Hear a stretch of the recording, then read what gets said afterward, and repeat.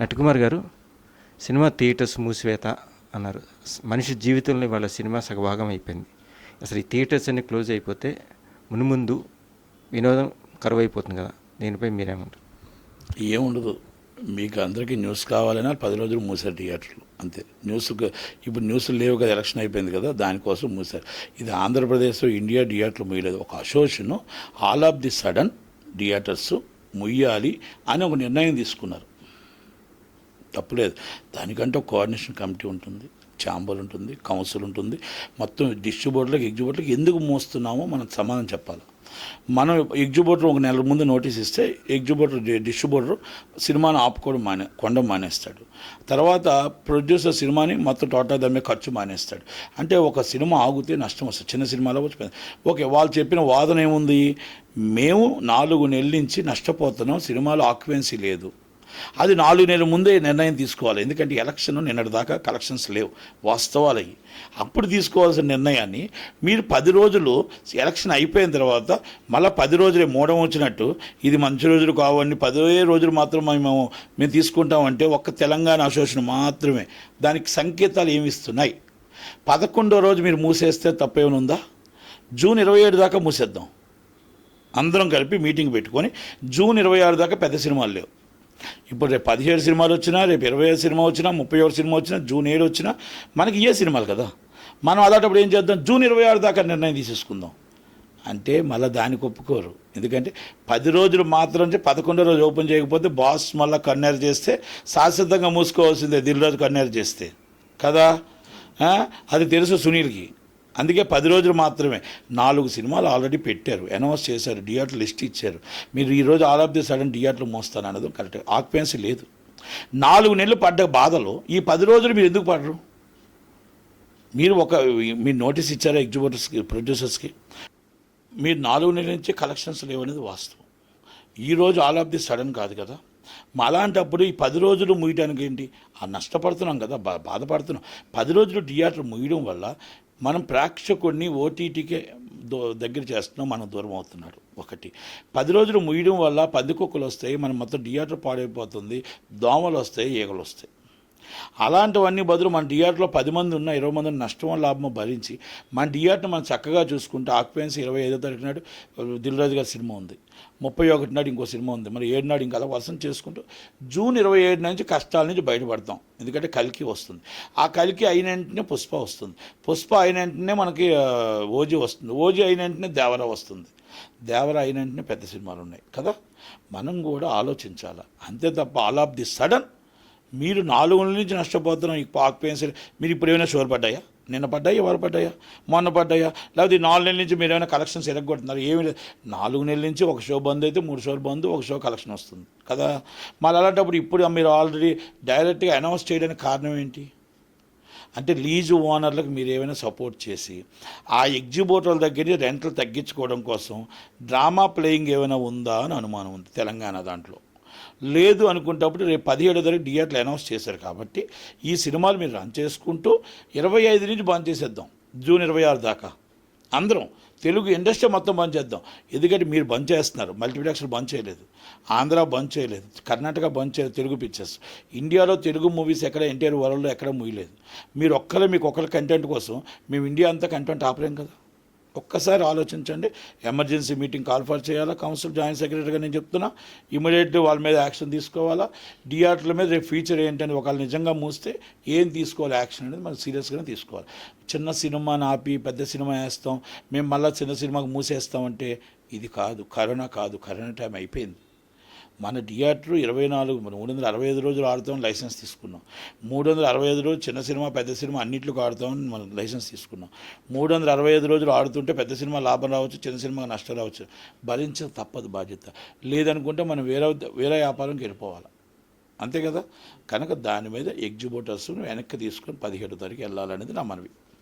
అంటే ఎగ్జిబిటర్స్ థియేటర్లు బంద్ చేయటం మెయిన్ సినిమాలు కొరతయ్యా, లేకపోతే కలెక్షన్స్ తగ్గుతున్నాయన్నా, లేకపోతే ఇదొక మీరన్నట్టుగానే ఒక వ్యూహం పన్నుకొని చేస్తున్నారా? ఇప్పుడు రిలీజ్ సినిమాలు చాలా పెద్ద పెద్ద సినిమాలు ఉన్నాయి, మధ్యకాలంలో మీరు కూడా రిలీజ్ చేశారు, చేసిన సినిమాలు హిట్లు అయినాయి, డబ్బులు కూడా వచ్చినాయి. సో అలాంటి ప్రక్రియ చేసుకుంటూ థియేటర్లు నిలబెట్టుకోవాలి, కానీ ఇలా బంద్ అవ్వడం వల్ల మీరేమంటారు? నేను అదే అంటున్నానండి, 4 నెలల నుంచి మనమేమైనా ఉన్నాయా సినిమాలు? 4 నెలల నుంచి నష్టాల్లో నడుస్తున్నాం. 4 నెలల నుంచి డీజేటీల్లో ఫ్యామిలీ స్టార్ ఫ్లాపు, డీజేటీల్లో యావరేజ్. తర్వాత మనకి ఏమొచ్చే సినిమాలు? ఆడుతున్నాం కదా, కష్టమో నష్టమో భరిస్తున్నాం కదా. నేను ఒక ఎగ్జిబిటర్ని, భరిస్తున్నాం కదా. ఇప్పుడు ఆల్ ఆఫ్ ది సడన్ మీరు తీసుకున్న నిర్ణయానికి ఇది వ్యూహంలో భాగమేమో అనుకుంటున్నాను నేను. అది కూడా 10 రోజులు మాత్రమే. మోడం ఆగస్టు 21 దాకా ఉంది. మీరు ఇప్పుడు మోడం ఏంటి 10 రోజులకి కదా?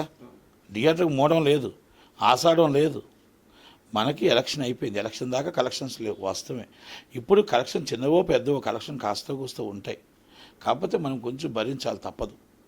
10 రోజులు మూసి మళ్ళీ 25 తారీఖు ఎందుకు ఓపెన్ చేస్తున్నారు? దాంట్లో ఆంతర్యం ఏంటి? ఇవి నేను అడుగుతున్నా. మీరు ఆ పెద్ద సినిమాల కోసం కలెక్షన్ లేవంటే ఈ పెద్ద ఎన్ని సినిమా కలెక్షన్లు వస్తాయి? కావు కదా. అందుకే నేనేమంటున్నానంటే, మూసేస్తే జూన్ 26 దాకా మూసేయండి, అందరూ మూసేద్దాం ఇండియా మొత్తం. లేదు అంటే థియేటర్లన్నీ రన్ చేసి, థియేటర్ చిన్న సినిమా పెద్ద సినిమా బతకాలి. చిన్న సినిమాలు డేట్ వేసుకున్నారు, ఆల్రెడీ అనౌన్స్ చేసేసారు, పబ్లిసిటీ కొట్టేశారు, నష్టపోతారు. కాబట్టి సినిమా థియేటర్ రన్ చేయండి. పెద్ద మనసుతో ఆలోచించుకొని మీరు వెనక్కి తీసుకొని సమ్మెని. సో సందర్భం వచ్చింది కాబట్టి నటికుమార్ గారు, ఇప్పుడు పెద్ద స్టార్ హీరోలను పెట్టుకొని కూడా సినిమాలు ఫ్లాప్ అయ్యి కోట్ల రూపాయలు నష్టపోతున్నాము. దీనికి మళ్ళీ ప్రక్రియగా మళ్ళీ అదే హీరో పెట్టి సినిమాలు తీసుకుందాం, ఇలా ఒక ప్రక్రియ మళ్ళీ మొదలైంది ఇండస్ట్రీలో. సో ఈ దేని మీద ఎందుకు ఫ్లాప్ అవుతుంది ఏంటి అసలు? దేని గురించి మీ అభిప్రాయం? కాస్ట్ ఆఫ్ ప్రొడక్షన్ పెరిగిపోయింది, మొత్తం టోటల్గా లేజీతనం పెరిగిపోయింది, మొత్తం టోటల్గా హీరోయిజం ఎప్పుడైతే హీరో అజమాయిషీ పెరిగిపోయింది. డైరెక్టర్ వచ్చి ఆలోచన డైరెక్టర్కి ఉన్నా కూడా హీరో చేయనివ్వట్లేదు. ఈ సెట్ మార్చమంటాడు, ఇంకో సెట్ మార్చమంటాడు, ఈరోజు ఆ ఎన్ని సీన్లు చేస్తాడో తెలియదు. కనుక కాస్ట్ ఆఫ్ ప్రొడక్షన్ లీవింగ్ అనేది పెరిగిపోయింది. ప్రజలు సినిమా చూస్తున్నారు, ప్రజలు సినిమా చూసే ఆడియన్స్ తగ్గట్లేదు, మన కాస్ట్ ఆఫ్ ప్రొడక్షన్ పెరిగిపోతుంది. ఈరోజు ఒక సినిమా వస్తే 1000 కోట్లకి వెళ్ళిపోతుంది, ఒక సినిమా వస్తే 200 కోట్లకి వెళ్ళిపోతుంది. కాంతారా 20 కోట్లు 40 కోట్లు కలెక్ట్ చేస్తే 200 కోట్ల సినిమా తీస్తున్నారు. అప్పుడు 20 కోట్ల సినిమా తీశారు.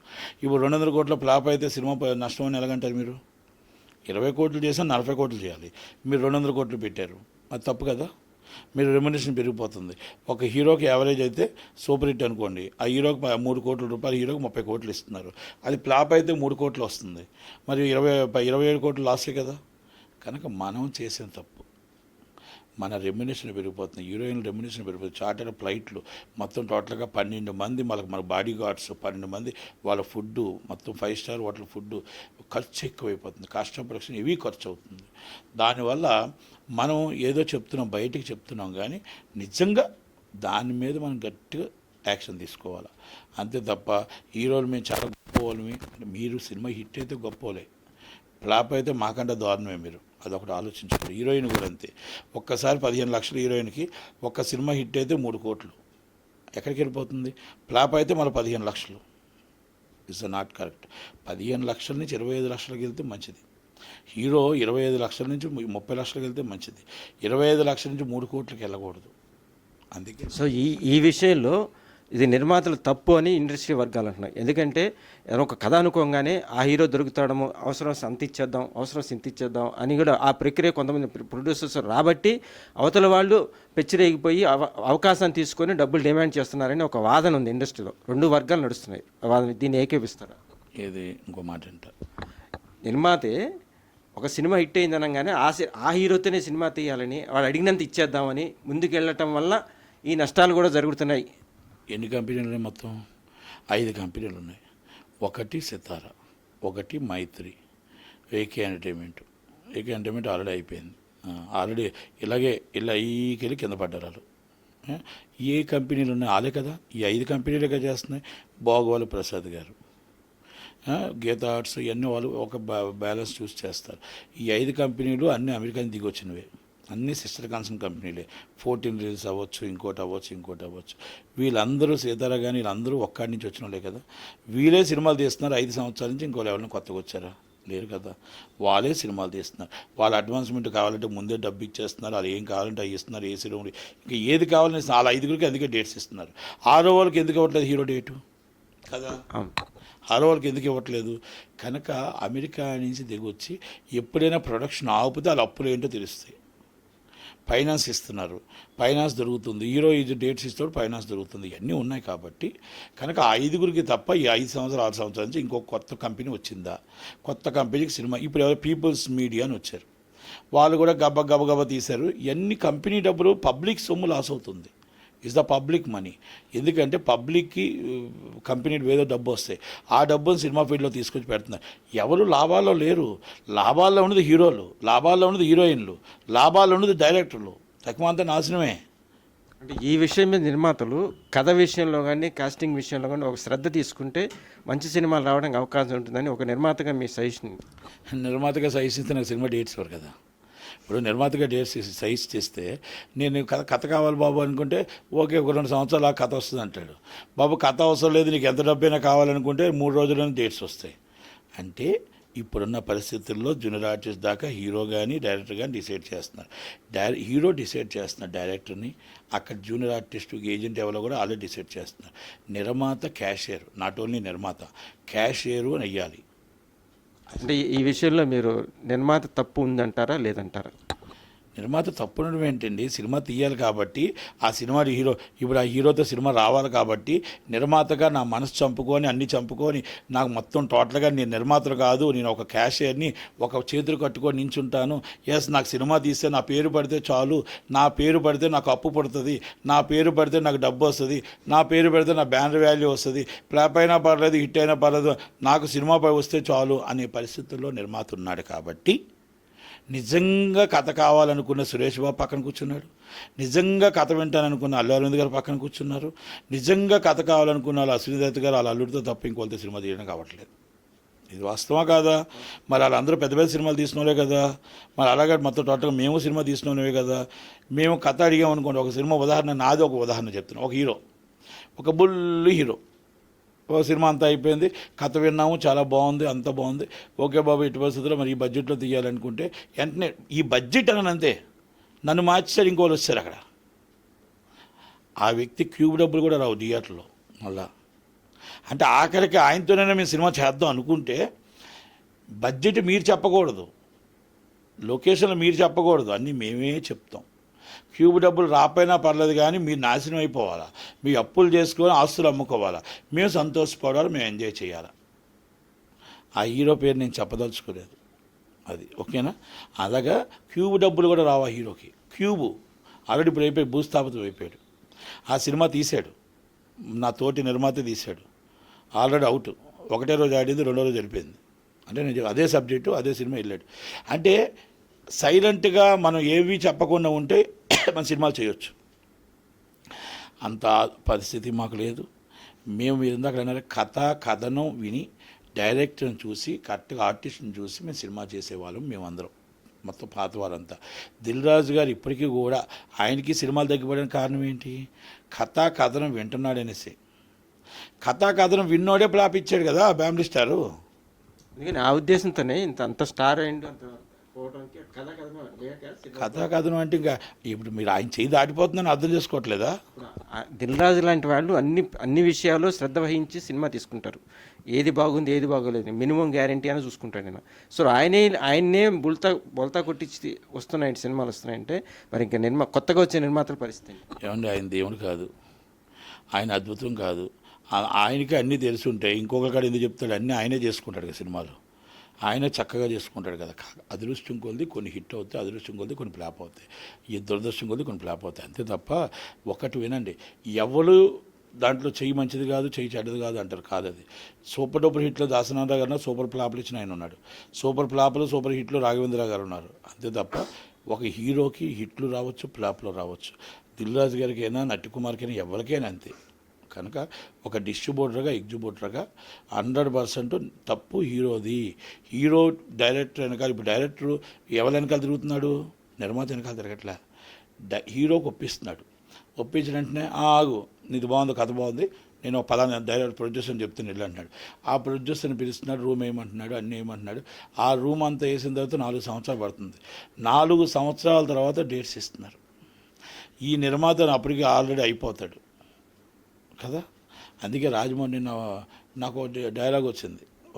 నేను కుమార్ చౌదరి గారు కేఎల్ నారాయణ గారు అక్కడ కూర్చున్నప్పుడు నేను అడిగా, సార్ రాజమౌళి గారి సినిమా 3 సంవత్సరాలు అవుతుంది, ఆల్మోస్ట్ అందరి హీరో సినిమాలు 2.5 సంవత్సరాలు అవుతుంది కుమార్, దాని మీద రాజమౌళి గారు బెటర్ కదా అన్నాడు. As a better thing. ఆ డైలాగ్ కరెక్ట్గా చెప్పాడు ఆయన. ఇప్పుడు అందరి సినిమాలు 2.5-3 సంవత్సరాలు అవుతున్నాయి. దాంట్లో రాజమౌళి గారి ఏముంది 3కి వస్తుంది అంటే ఆయనదేం లేట్ ఏం అవ్వట్లే. ఇప్పుడు అందరు హీరోలది సినిమాలు అంతే వస్తున్నాయి కదా, ఆయనది కూడా బెటర్ థింగ్ అవుతుంది కదా. మనం సంవత్సరానికి ఎందుకు సినిమా తీయలేకపోతున్నాం, సంవత్సరంలో ఒక సినిమా మనం ఎందుకు చేయలేకపోతున్నాం, ఒక్కసారి ఆలోచించుకోవాలి. హీరోలు ఆలోచించాలి. ఇండస్ట్రీ ఎందుకు ఇంత దెబ్బతింటుంది, ఇండస్ట్రీ ఎందుకు ఇంత కష్టాలు ఉంటుంది. ఈరోజు థియేటర్లు మూసేస్తామనే పరిస్థితికి ఎందుకు వస్తుంది, ఈరోజు థియేటర్లో అపురూపాలు అయిపోయే పరిస్థితి ఎందుకు వస్తుంది, డిస్ట్రిబ్యూటర్లు సర్వనాశనం అయిపోయే పరిస్థితి ఎందుకు వస్తుంది, ప్రొడక్షన్ వాళ్ళు ఈరోజు మొత్తం టోటల్గా ఇండస్ట్రీ వదిలి వెళ్ళిపోదామని ఎందుకు వస్తుంది, థియేటర్లు మూసేసి గొడవలు చేద్దాం లేకపోతే కళ్యాణోపం చేసేద్దాం ఎందుకు వస్తుంది అని ఒక్కసారి ఆలోచించుకోండి. ఒకప్పుడు మన థియేటర్లు ఏంటి, ఇప్పుడు మన థియేటర్లు ఏంటి, ఒకప్పుడు మల్టీప్లెక్స్ ఏంటి, సింగిల్ స్క్రీన్లు ఏంటి, ఎన్నో ఆలోచించుకొని నిర్ణయం తీసుకోవాలి. ఇస్ హీరో అనేది మెయిన్ ఇంపార్టెంట్. ఆ హీరో అండ్ డైరెక్టర్ వాళ్ళిద్దరూ కరెక్ట్గా, నిర్మాత దేవుంది డబ్బు పెట్టేవాడు, పెట్టుబడిదారుడు. మాకు డబ్బు రూపాయి రావాలని కోరుకుంటాం. ఆ రూపాయి వస్తుందంటే ఆశ, పోతుందంటే బాధే. కాకపోతే కొంతమంది ఫ్యాషన్ కోసం నష్టం వచ్చినా పర్లేదు కానీ ఆ హీరోతో సినిమా తీయాలని కొంతమంది వచ్చారు. అమెరికా నుంచి అందరూ ఊడిపడ్డారు. అమెరికా బ్యాచ్ అంతా ఎన్ఆర్ఎస్ ఫండింగ్ ఎంత కావాలంటే అంత మేము ఎప్పుడు రెడీగా ఉంటాం. కానీ అంత రెడీగా మేము మొత్తం ఇక్కడ లోకల్ వాళ్ళు ఉంటారు కదా పాత వాళ్ళు. ఇప్పుడు దత్తు గారిని అడిగారు అనుకోండి, బాబు నువ్వు 100 కోట్లు ఇవ్వంటే ఇవ్వలేడు ఆయన. అలాగే అరవింద్ గారు అసలు ఇవ్వడు, అలాగే సురేష్ బాబు అసలు ఇవ్వడు. ఎవరిస్తారు అక్కడ? ఎన్ఆర్ఎస్, పీపుల్స్ మీడియా అండ్ మైత్రి సంస్థ మొత్తం, అలాగే సితార, వాళ్ళు 5-6 ఇస్తారు. అది సంతోషం అండి. సో సినిమా విషయాలు క్లుప్తంగా చక్కగా చెప్పారు. సో ఇప్పుడు ప్రస్తుతం రాజకీయాలు ఏ పార్టీ అధికారంలోకి వస్తుంది, ఆ పార్టీ వస్తే వాళ్ళ హామీలు నెరవేరుస్తారని అభిప్రాయం ఉందా? మీకు ఏ పార్టీ వస్తుందని? హామీలు జూన్ 4 తర్వాత ఆలోచిద్దాం, ముందు పార్టీ రావాలి కదా. పార్టీలు ఏంటంటే జనాల్లోకి అయితే మొత్తం టోటల్గా మేము గ్రౌండ్ రిపోర్ట్లోకి వెళ్ళి మాట్లాడుతూ చూస్తూ జనాలు ఏంటంటే 70 లక్షల మంది ప్రపంచ దేశాల నుంచి వచ్చి ఓటేసిన అందరూ కూడా మేము కూటమి అన్నారు. లోనకి వెళ్ళి ఓటర్ మహాశీలు ఎవరికి వేసారో తెలియదు. కానీ మొత్తం 81%, 82% అయింది కాబట్టి కూటమికి మొత్తం టోటల్గా కూటమికి మెజార్టీ ఉంది. కూటమి గవర్నమెంట్ ఫామ్ చేస్తుంది. జగన్మోహన్ రెడ్డి గారు అరాచకాలు బాగా ఎక్కువైపోయాయి కాబట్టి పోలవరం పూర్తి చేయాలంటే కూటమి రావాలి, అలాగే మరి రాజధాని కావాలంటే కూటమి రావాలి. ఇవన్నీ కొన్ని డిఫరెంట్స్ ఉన్నాయి కాబట్టి చంద్రబాబు నాయుడు గారు గవర్నమెంట్ ఫామ్ చేస్తారని ఖచ్చితంగా అనుకుంటున్నాం. ఇది జనాల నాడి కూడా. మీ అభిప్రాయం కాదు, మీ అభిప్రాయం కదా చంద్రబాబు దగ్గరికి నేను కనుక్కున్నాను కాబట్టి నా అభిప్రాయం మీకు చెప్పాను. ఇది జనాలు నాడి అంటే జనాలు అందరినీ కనుక్కొని చెప్పాను. నా సొంత అభిప్రాయం అంటే నేను ఇంట్లో కూర్చొని చెప్పట్లే. అప్ టు ఇచ్చాపురం నుంచి నేను మొత్తం టోటల్గా ఈ కృష్ణా జిల్లా దాకా అందరి దగ్గరికి వెళ్ళి అన్ని బూతుల్లో కనుక్కొని మొత్తం అన్ని దగ్గర ఇంటింటికి వెళ్ళి కనుక్కొని నెల రోజుల నుంచి మొత్తం టోటల్గా అందరితో మాట్లాడి మమేకం అయితేనే మాకు కూడా ఎంత ఏంటని తెలిసింది తప్ప లేకపోతే మాకు కూడా తెలియదు. చాలా సంతోషం. ఇదండి సినిమా ఇండస్ట్రీ విషయాలు, రాజకీయాల గురించి నటికుమార్ గారు మనతో పంచుకున్న విషయాలు. సినిమా చిత్రాలు యూట్యూబ్ ఛానల్కి అందరూ సబ్స్క్రైబ్ చేసుకోండి. అందరూ మంచి ప్రోగ్రామ్స్ ఇవ్వాలని కోరుకుంటూ ఇట్లు మీ Natikumar. Thank you very much.